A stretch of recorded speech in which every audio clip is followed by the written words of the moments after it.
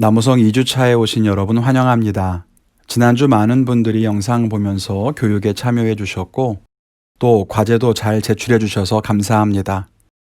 지난주에는 우리가 성경책의 이름에 대해서 그리고 배치된 순서에 대해서 간략하게 살펴봤습니다. 사실 더 복잡하고 자세한 이야기들도 많지만 여기는 초신자분들을 위한 교육이니까요.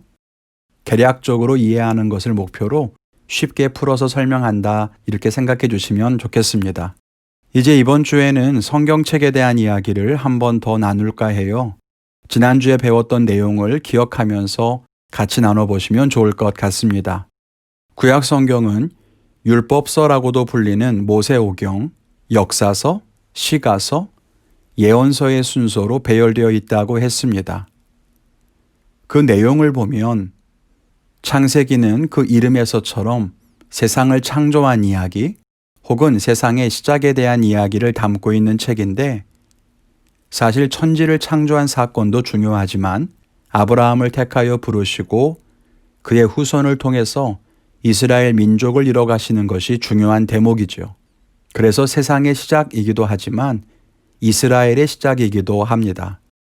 그리고 출애굽기에서는 애굽에서 나오는 이야기가 기록되어 있고요.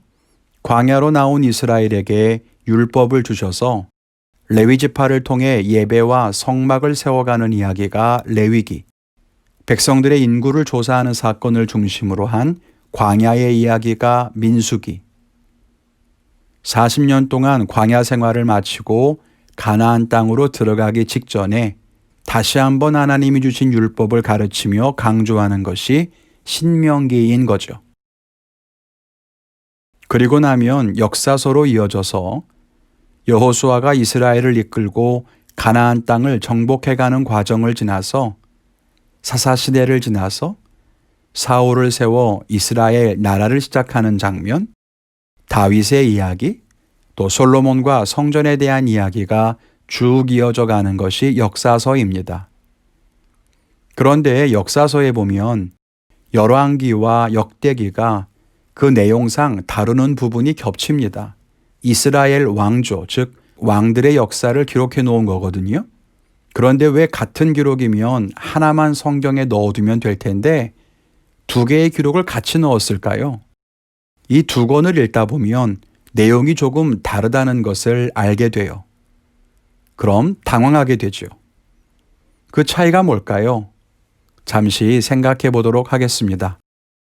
열왕기는 전통적으로 예레미야가 기록했다고 전해지고 역대기는 에스라가 기록했다고 알려져 있습니다. 다른 견해들도 물론 있지만 주로 전통적으로 그렇게 생각해 왔어요. 그래서 이 두 사람의 관점이 서로 다릅니다. 예레미야는 이스라엘이 망할 것이라고, 그것이 하나님의 뜻이고 하나님은 그 속에서 뜻을 펼쳐 가신다고 강조했던 선지자예요. 그래서 열왕기에도 보면 이스라엘 왕들의 면면이 적나라하게 그려집니다. 그래서 그 글을 통해 하고 싶은 말이 뭐냐면 하나님이 세우신 사람도 이렇게 실수하고 넘어진다. 우리는 약하다. 이 땅에 세운 이스라엘이라고 하는 나라는 실패할 수 있다. 그러나 하나님의 나라는 영원하다. 그래서 하나님께 소망을 두게 하는 그런 목적을 가지고 기록했습니다. 이런 관점을 선지자적인 관점이라고 해요. 예레미야가 선지자였잖아요. 그렇게 생각하시면 됩니다. 하나님 말씀대로 순종하지 않으면 망한다. 늘 선지자들이 말하지만 그 속에 담겨진 뜻은 하나님을 의지하기만 하면 하나님은 영원한 뜻을 성취하신다는 소망에 가득한 관점이라는 거죠. 여러분, 역대기는 누가 기록했다고요? 네, 전통적으로 에스라가 기록했다고 알려져 있어요.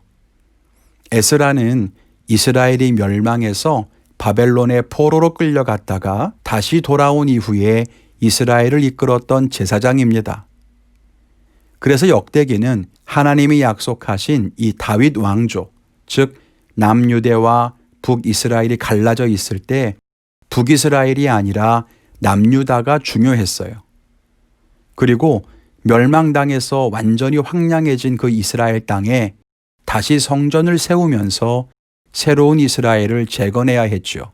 그래서 왕조들의 잘잘못을 다 따지고 열거하는 것보다 중요한 것은 새로 세워질 성전을 중심으로 다시 하나님 나라를 재건하는 것이 중요했어요. 그래서 역대기에는 남유다 왕들의 이야기를 중심으로 하고 있고 왕들의 잘못이나 행적을 세세하게 기록하지는 않습니다. 이런 관점을 제사장적인 관점이라고 부릅니다. 에스라가 제사장이자 학자였거든요. 그런데 제사장은 혼내고 꾸중하는 것이 아니라 성도들의 죄를 해결하고 제사를 통해서 하나님과 다시 화해하게 하는 것을 돕는 사람이죠. 그래서 역대기의 관점은 재건과 회복에 있었다는 겁니다. 그렇기 때문에 생기는 차이점을 볼까요? 예를 들어 열왕기에서는 솔로몬 왕이 하나님을 떠나고 우상을 숭배했던 일들이 기록되어 있지만 역대기에는 성전을 세웠던 업적만 크게 부각되고 솔로몬의 우상 숭배에 대해서는 언급이 없어요. 그런 차이가 바로 이런 관점의 차이 때문에 생긴다는 거죠. 이렇게 같은 내용으로 된 여러 권이 성경에 들어있는 것은 신약에서도 찾아볼 수 있어요. 어딘지 아시겠죠? 맞습니다. 복음서예요. 복음서는 예수님의 생애와 구원 사역을 담고 있지요. 그런데 무려 4권이나 있어요. 그러다 보니까 복음서를 읽다 보면 다 거기서 거기 같지요. 사실 자세하게 비교해 보시면 조금씩 다르긴 하지만 그건 나중에 기회 되면 다시 따로 시간을 마련하도록 하고요. 아무튼 마태복음, 마가복음, 누가복음, 요한복음이 각각 다른데 마태복음은 유대인들에게 기록한 책이어서 구약에 예언된 그 메시아가 바로 예수님이다 라고 하는 것을 강조합니다. 그렇기 때문에 예언이 중요하고 유대인들의 관습이나 종교, 신앙이 많이 녹아 있죠. 마가복음은 가장 담백하게 예수님의 사역만을 담은 책이에요. 예수님이 세례를 받고 공생애를 사시고 고난을 당하고 죽으셨다가 부활했다는 내용만 담았지요. 특히 고난받으며 걸어가신 구속의 사역을 강조합니다. 누가복음은 헬라인들, 즉 이방인들에게 기록한 책이고요. 하나님은 잃어버린 모든 사람을 찾으신다라고 하는 하나님의 사랑을 강조하고 있습니다. 요한복음은 예수님이 누구이신가에 대해서 신학적 혹은 철학적으로 설명한 책으로 이해하시면 좋습니다.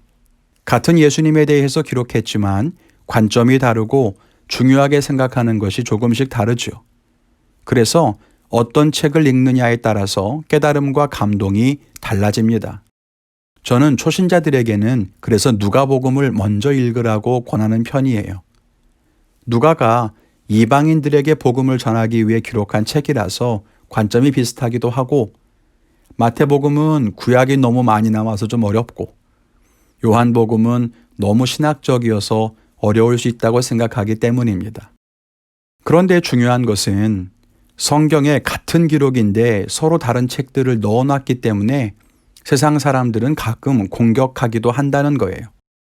왜 똑같은 기록인데 여기와 저기가 다르냐 그렇게 말해요. 성경에 오류가 있다고 공격하죠. 왜 그랬을까요? 여러분 역대기와 열왕기를 같이 담아놓음으로써 우리는 이스라엘 나라에 대한 종합적인 이해를 가질 수 있습니다.